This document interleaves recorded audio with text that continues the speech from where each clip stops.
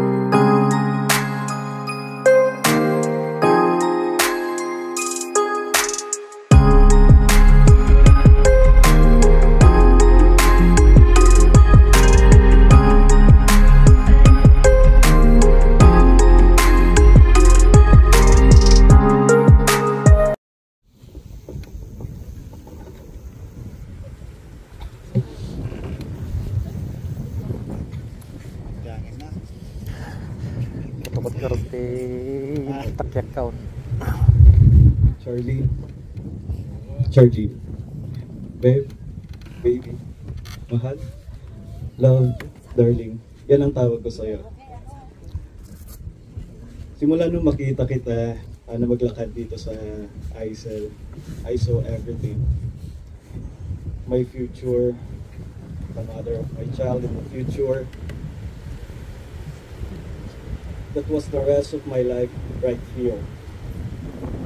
My happily ever after is in front of me right now. To have the real life overwhelming.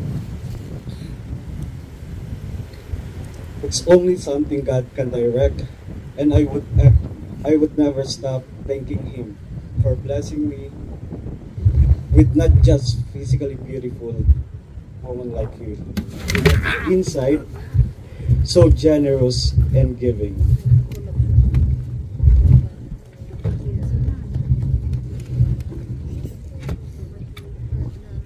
I just want you to know, Charlie, that I feel so blessed to be right here with you right now today, and thank you for everything you've done for me. I love you forever. Tulad ng sabi ni Pastor, hindi ko may papangako ang isang perpektong relasyon bilang mag-asawa. Ang isa sa mga may papangako ko lamang ay hindi mo ito haharapin na mag-isa starting today o ngayong hapon. At hindi ito magiging dahilan ng anumang alitan na pwedeng makasira sa ating sisimulang relasyon bilang mag-asawa. From now on, your happiness is my happiness. What makes you sad will make me more sad. And what makes you hurt, you will hurt me the most. It has been a long journey that takes 6 years in the making. And now, we are finally getting married.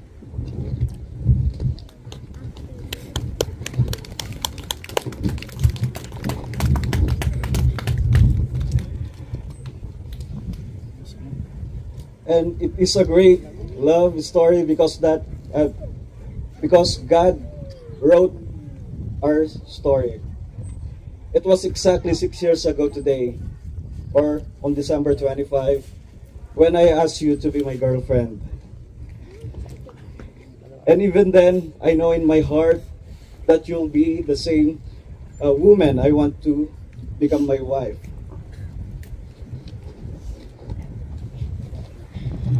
I am so excited and grateful to finally experience my life with you.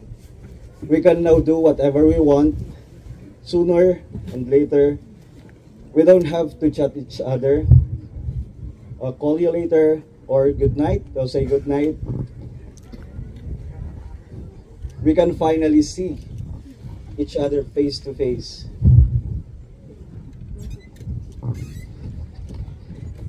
Right next to each other.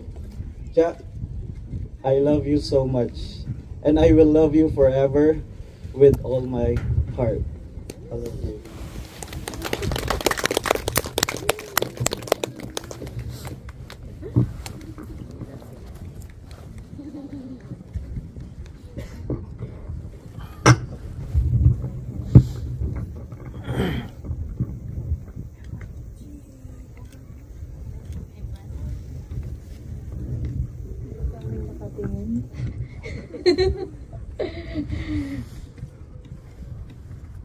Hi. Hi, Sid. First, I'd like to thank you for showing up.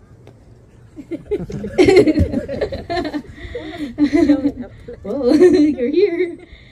I couldn't be more thankful to be standing here together with a man beautifully dressed up.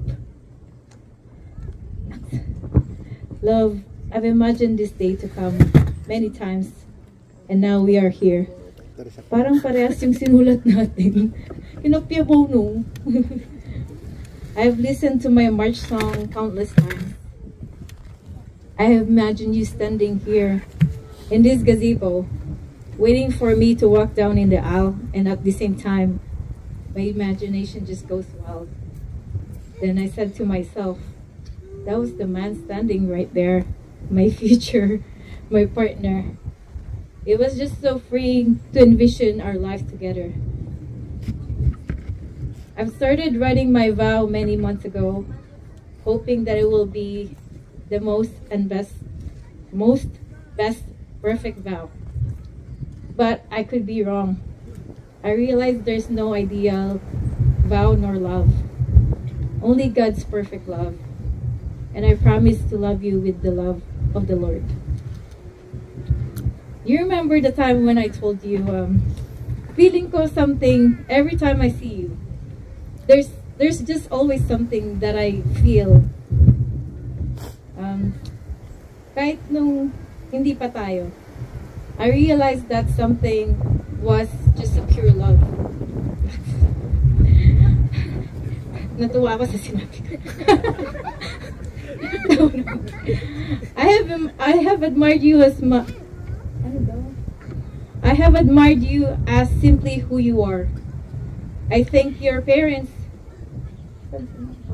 Yeah. Nay, thank you for raising a wonderful man. Kuya, thank you for guiding Cedric.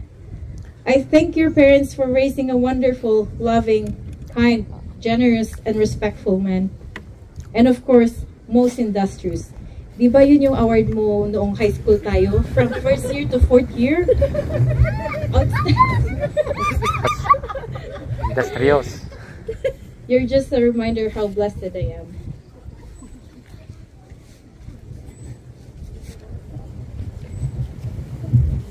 I might not see you from day to day, but I can feel how God wonderfully molded you to a man that who you are now.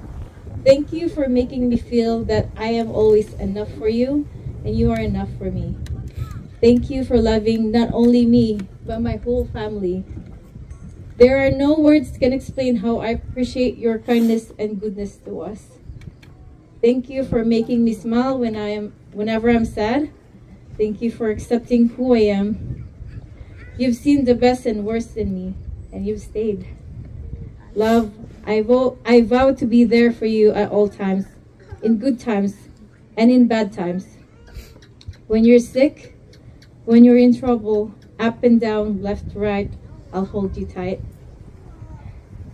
I vow to fall in love with you every day, even on the hardest days. I will choose you. I vow to raise a family with you and grow all together and be a servant of God. I promise to love you as much as I love organizing things and to not hold your obsession on making a mess.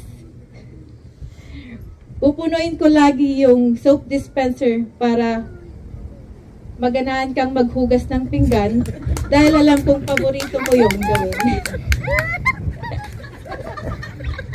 Kidding aside, I vow to value our differences just as much as our common ground.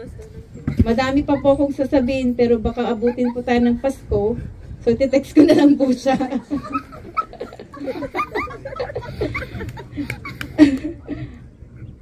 A lot have asked me how we have handled long-distance relationship, babe. Some may have not believed. It works. But to me, there's this verse where it says, "Let all you do be done in love." From 1 Corinthians chapter 16, verse 14. We believe in us. God also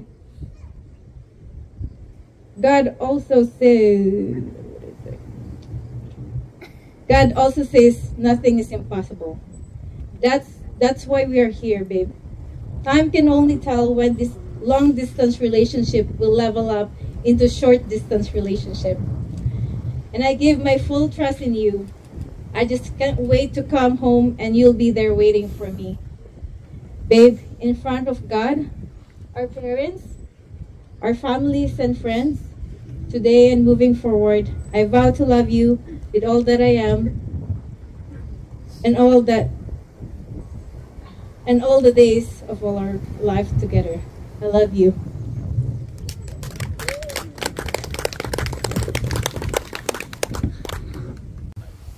Pagpalain tayo ng Diyos.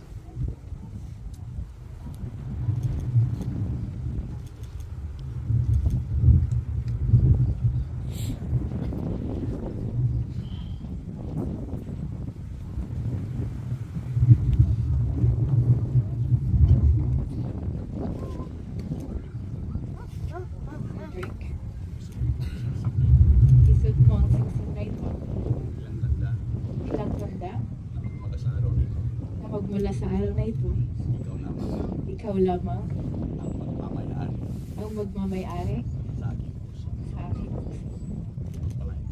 Pagpalain tayo ng Diyos.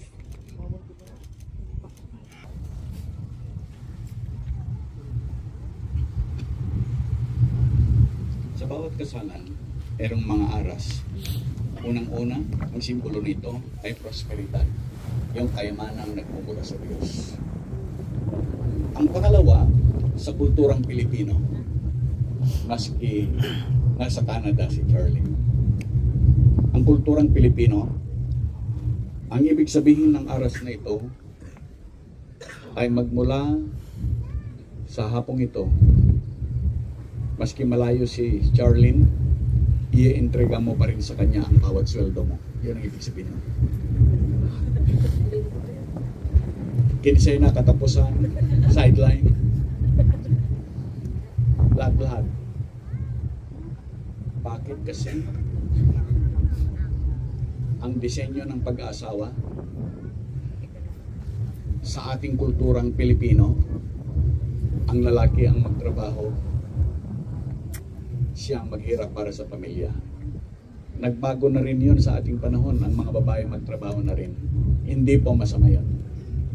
Ngunit ang bawat kalalakihan, bawat sweldo, bawat pakuha nila sa kanilang hanap buhay ay i-entrega pa rin nila sa kanilang asawa. Paano yan? Si Drake, malayo si Charlene, gagawin mo pa rin ba yun? Pag-usapan yung dalawa. Ituloy natin. Yes, Pastor. Yes, Pastor. So, ibig sabihin, sa tuwing maalala nyo ang coins sa kasalan, maalala nyo ang lalaki maghirap para sa kanyang pamilya. At ang mga kababaihan naman, kailangang ayusin nila ang bawat pera na intrega ng kanilang asawa para sa kanilang pamilya. Gagawin mo yan, Charlie. Yes, Pastor. Okay, you face it.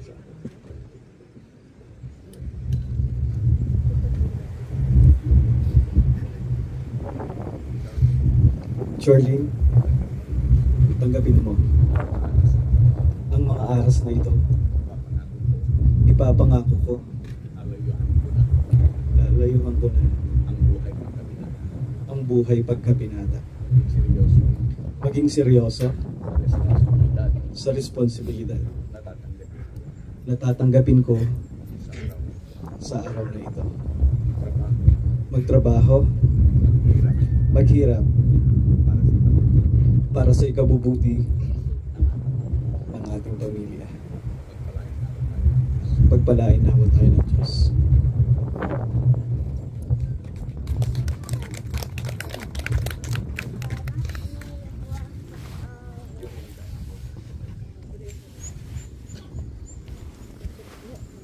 You may now light the candles.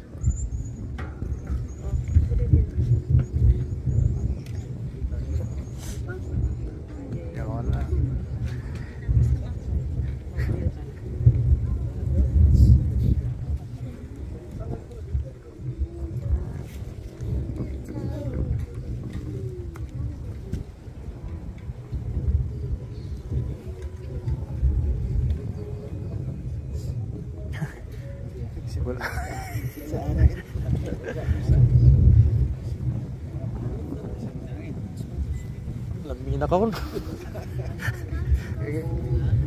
Ang mga kandila Lamina nito ka. ay kasalukuyang sinisindihan. Sa bawat kasalang makita po natin ang pagkasindi ng mga kandila na nagpapaalala na ang ating Panginoong Yesus siyang nagdala ng ilaw na magsilbing liwanag sa buhay ng lahat ng tao. And so this evening, sa kasalang ito, tayo po lahat ay manalangin na yung liwanag na magmumula sa Diyos ay liwanag na magbibigay saya, katahimikan, kapayapaan sa buhay ng mag-isawang ito. Pwede nyo na pong ilalagay ang veil.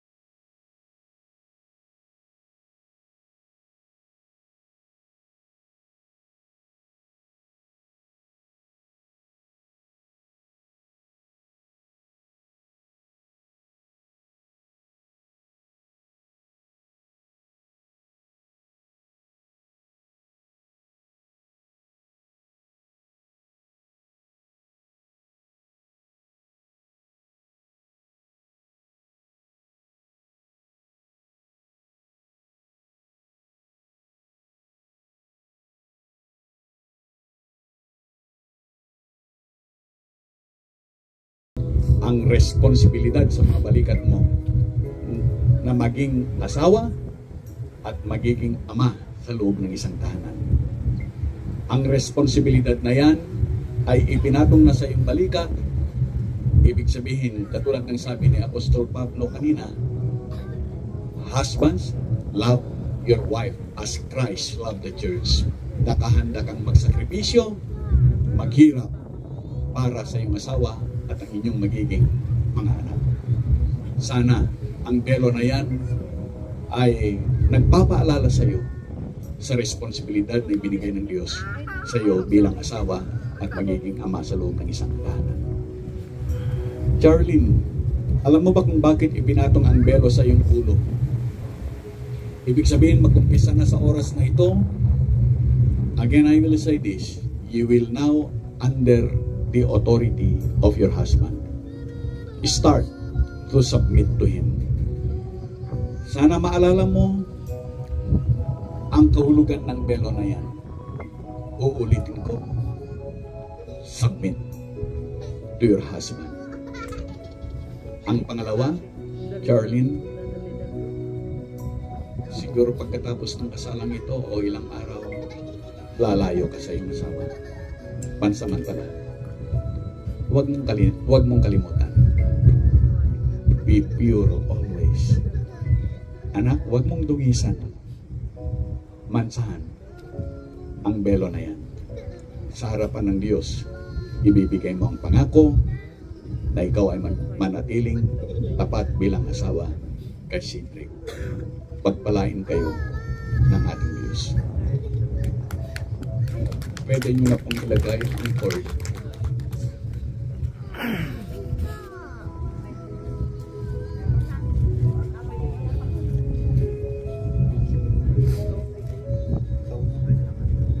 Makapadisgrasya ata.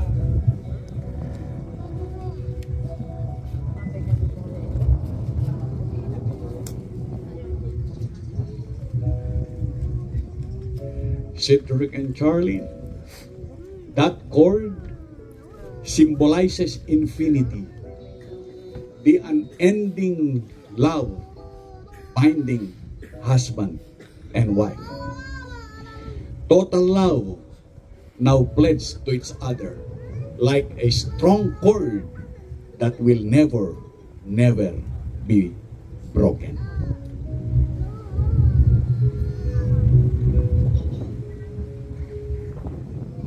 Bible.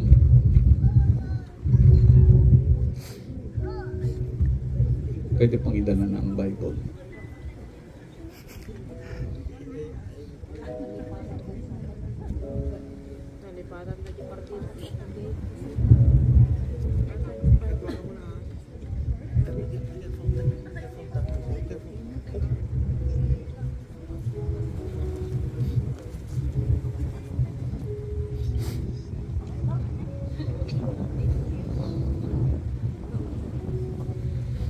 Cedric and Charlene, hawak-hawak kong Biblia na ito.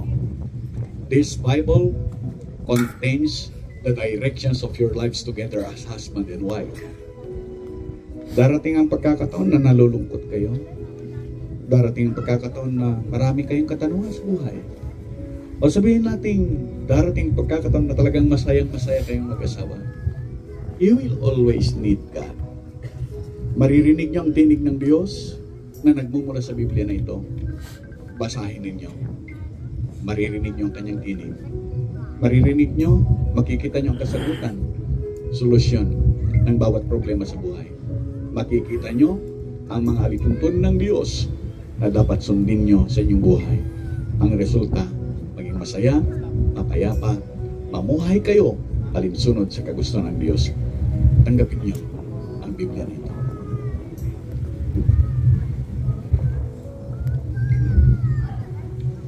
Pwede nyo na pong tanggalin ang cord.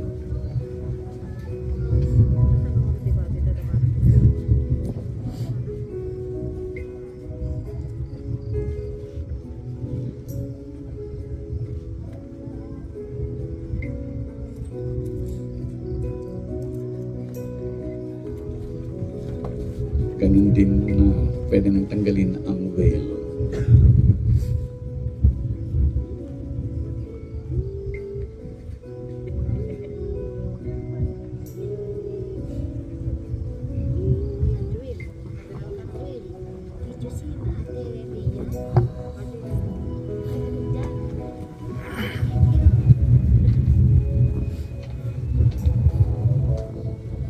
Pwede na kayong tatayo.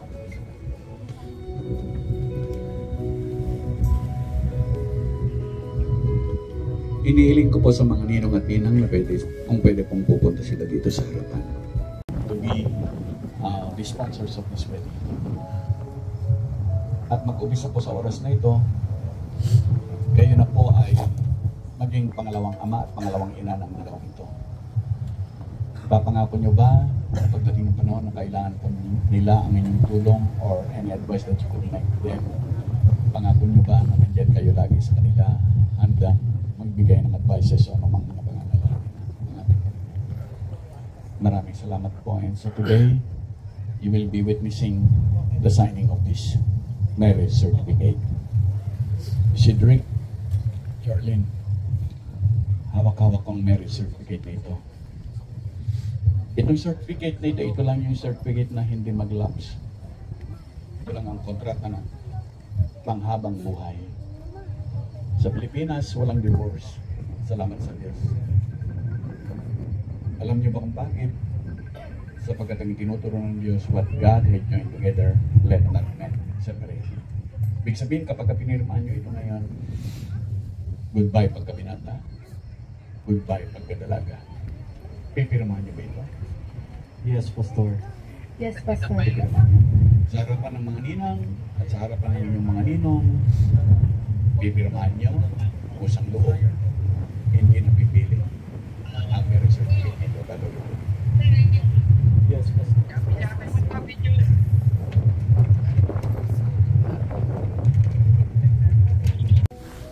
At dahil napirmahan na to ang marriage certificate, ibig sabihin, si Cedric at Charlene, sa harapan ng Diyos at sa harapan ninyo lahat, sila ay maging legal ng mag-asawa. Pero ngayong gabi, bago ko po i-pronounce ang marriage na ito, si Cedric ay babalik sa kanyang nanay. Wala ang kanyang tatay dahil nauna na sa atin. Pero babalik siya sa kanyang nanay na nagmahal sa kanya, naghihirap sa kanya. Mamamaalam na siya at mag-umpisa na sa buhay may asawa. Ganon din si Charlene, babalik na kay mami at dati. Formal nang mamamaalam ang inyong anak, Mr. and Mrs. Estebayan. Sasama na sa kanyang magiging asawa. Pwede nyo nang yakapin ang inyong mga anak. Sabihin nyo na kung anong pwedeng sabihin nyo sa kanila.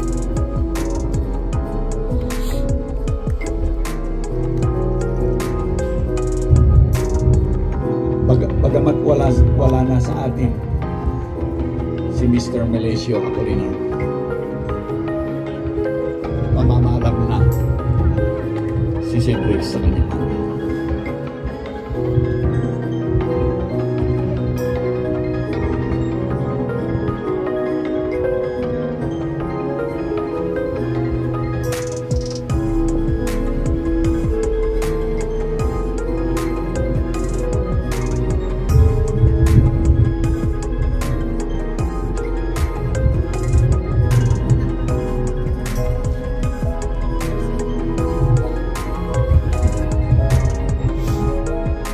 Mag-sit tayo na po tayo na tayo.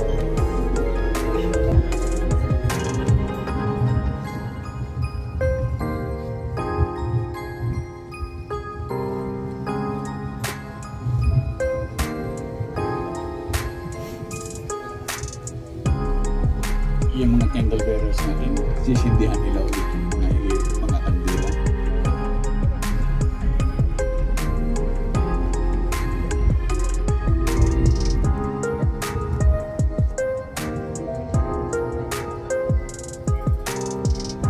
Cedric and Charlie. Those two candles represents your individual lives. But you know, there should be a merging of those two candles, those two lights, just to make it one. Na nagpapaalala na ang dalawang puso ay maging iisa na lamang.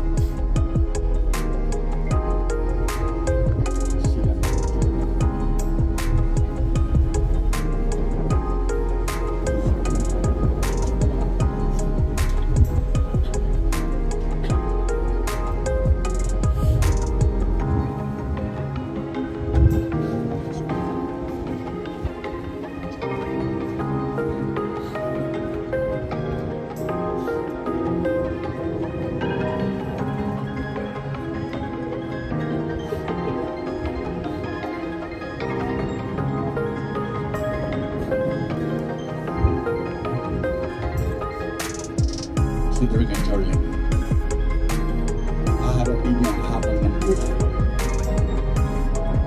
Mahirapan ay isisindi sa kandila na yan. Ganyan ang buhay. May malakas na hangin. Sinisira ang buhay ng mag-asawa. Maraming mga challenges.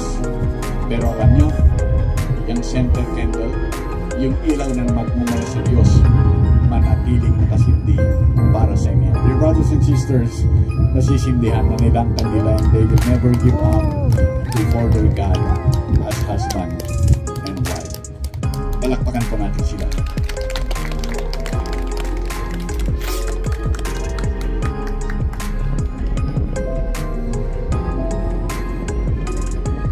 Ama po namin, maraming salamat po. This is a joyful occasion. Salamat po, Panginoon. Narinig po namin, we had heard those vows that are being made by Cedric and Charlene. Dalangin po namin, O Banal na Diyos, na sa gabing ito, pagpalain po ninyo sila upang anuman ang mangyari, Panginoon, tutuparin po nila ang kanilang pangako sa isa't isa. Maging tapat sila sa isa't isa, magmahalan sila hanggang kamatayan. Panginoon Diyos, I ask for special blessings upon their parents as well, their ninongs and ninangs, and everyone that are here, that together, O dear God, patuloy na kami ay maglingkod sa inyo, patuloy na itataas namin ang inyong banal na pangalan, at patuloy na maglilingkod po kami sa inyo. I now ask for special blessings upon Cedric and Charlene in the name of the Father, and of the Son, and of the Holy Spirit. Amen. Husband and wife, one in name, one in aim, and one we trust in a happy destiny. What God had joined together, let not man separate.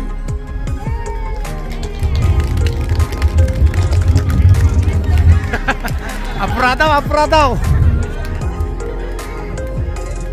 Ladies and gentlemen, dear brothers and sisters, it is my honor to present to you Mr. and Mrs. Cedric Apolinar. You may now kiss the bride.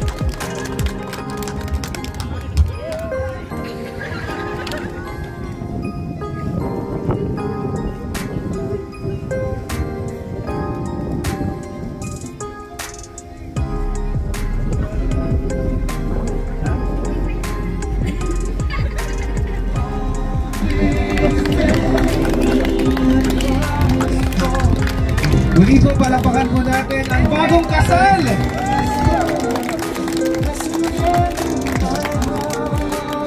And at this point, we are now done with our ceremony and we are about to move to our reception program. For all of our wedding entourage, please stay for a few more minutes for our picture taking to all together with our newly wedded couple. We'll be assisted by our coordinators. We'll be cutting our sounds and we'll be bringing it sa ating reception hall. Kaya makinggan lang po tayo sa ating coordinators and photographers. Inuulit ko po sa lahat ng mga bisita na hindi po kasama sa wedding entourage, pwede na po tayong mag-proceed sa ating reception hall.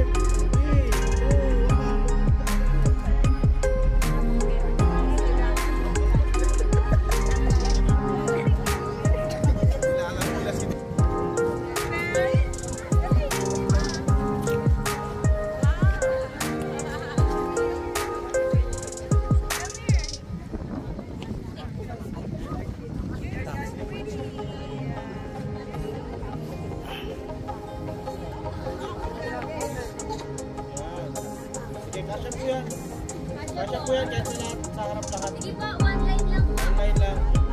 Atras na lang tayo ng konti. Atras na lang po.